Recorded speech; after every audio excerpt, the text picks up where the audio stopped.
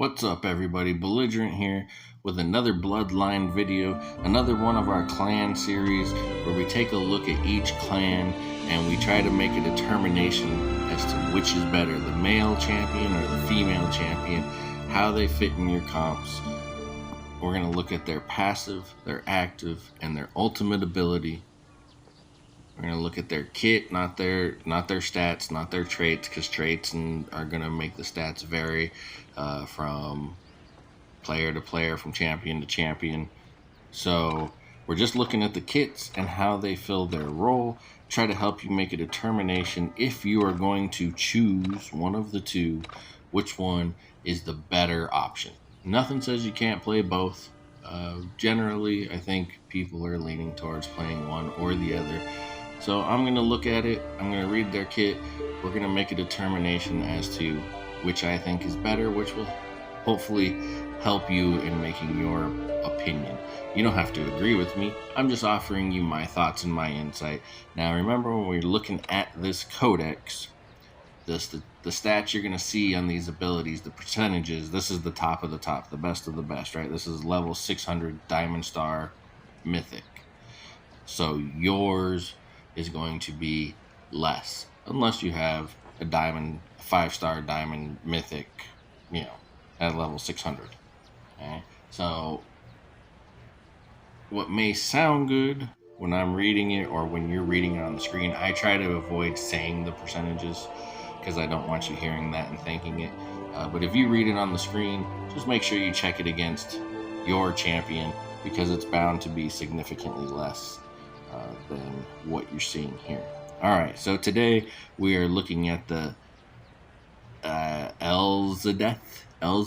I hate the names of these clans. These are the Dark Elf Archers. Alright, so the Dark Elf Archers, the male, let's take a look at his passive. Weakness Strength increases critical rate and deals more critical damage to enemies with negative effects. Okay?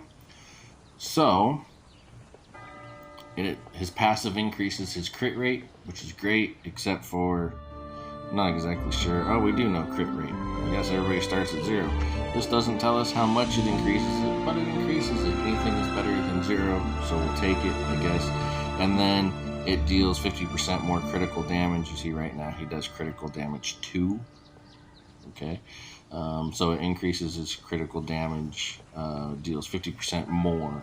Now keep in mind, if his critical damage is only 2, 50% more makes it 3. Right? So don't think that's a huge increase. Like, you got to look at that critical damage number and figure out how much that 50% more is. 50% sounds like a big jump, but if your number is low, 50% of 2 is only 1, so 1 plus 2 is 3. Now, the critical damage and stuff is going to come from the equipment, I believe, but that is what his passive does. One thing I want to point out here, though, is it does the extra damage to enemies with negative effects. So if you pair him with a team that applies negative effects, that's the kind of comp he's going to fit into. A good example off of the top of my head is the male luxuriant, the incubus, right? For the first, I believe it's 10 seconds of the match, he applies weakness to everybody. So everybody has a negative status effect for those first 10 seconds. Great thing to pair with. He would also probably pair well with the Elzedith Clan, because they're applying that burning, right? So look at those things if you're gonna pair him or put him in your comp. Don't just drop him in your comp blindly. Like, that's where he gets his strength from, is being in a team that can apply those statuses. His active ability, Rapid Fire. For 5 seconds, each normal attack is replaced by 5 rapid shots, each dealing damage equal to a percentage of his strength. Okay? That sounds good if I'm reading it right. That means for 5 seconds, I don't know how many normal attacks he gets off in 5 seconds, but for 5 seconds, each shot instead is going to be 5 shots that deal more damage. Sounds like a pretty good way to apply some damage. So, pretty good single target. Sounds like. So, and his ultimate, Purifying Sky, fires a rain of arrows that deals damage equal to a % of his strength to all enemies and removes all their buff effects. It's kind of weird to go from bursty 5 rapid shots, deal more critical damage, to my ultimate is a support ability.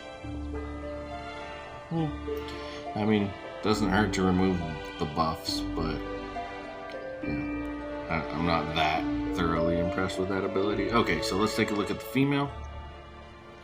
Freezing Shot. Normal attacks reduce the enemy's attack speed by 30%. Well, you can, I mean, that's just kind of like free, right?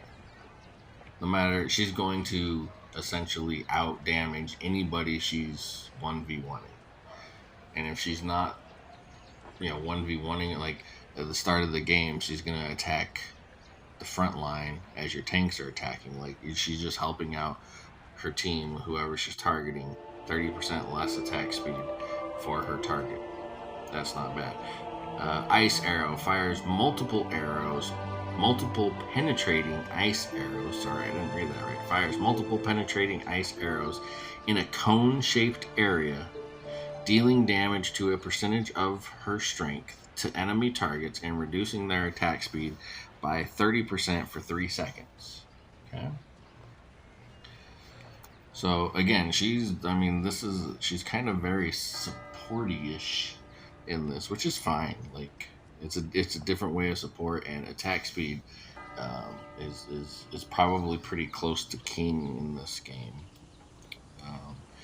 And then Ice Rain is her ultimate. Fire a rain of ice arrows at the target area, dealing damage equal to a percentage of her strength to all enemies within range, and has a 30% chance to inflict froze.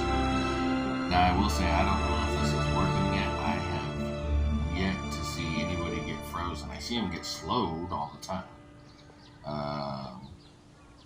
Never see them get frozen. Okay, so I don't know if frozen has a different effect, but if you read this, right, you're firing a rain of ice arrows. Well, this is Ice Arrow, right, which slows the attack speed for 30 seconds. So I'm thinking that maybe what frozen is slowing attack. I don't know.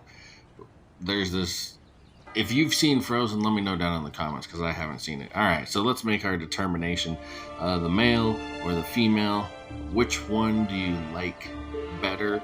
If I have to pick one or the other, who am I going with? I'm going to go with the female for this reason. She doesn't need any extras to apply her, or to use her kit, right? Her passive, she's slowing enemy attack speed.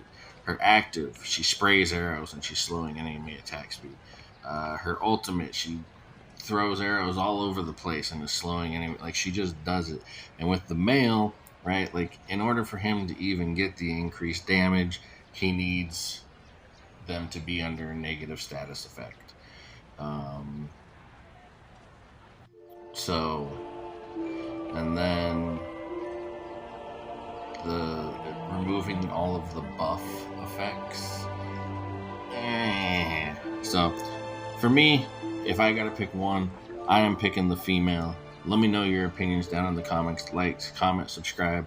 I am Belligerent. Peace.